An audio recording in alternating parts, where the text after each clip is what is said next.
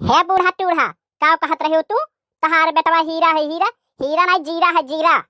अरे अम्मा ये तो मजाक करत है, हंसमुख बहुत है ना। का कहत रहे हो तू कि हमार माई गऊ है, एकदम गऊ गऊ गऊ कह के जिंदा नागिन डाल दियो हमरे गले में। देख लियो अम्मा, एक हाथ का जबान निकल गया है बेन के। ये बड़की तो रहबे के छोटकी नगिनिया यही बैठी है। टूढ़ंचा और तू दोनों जने मिलके का कहत रहे हो? हमार बहन हमार बिटिया बहुत सानी है, बहुत सानी। सानी नहीं है, उन नागिन के रानी है, रानी। अब बहुत ढेर हो जात है तहार, अत्ते ढेर हो गए का बता दिया थे हम।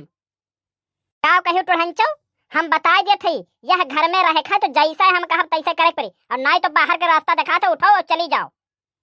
अरे अम्मा यहाँ यकर कोनो गलती है नहीं, वही भांग के गिलासा रखा रहा, लागत है पूरा भंगिया पी गए।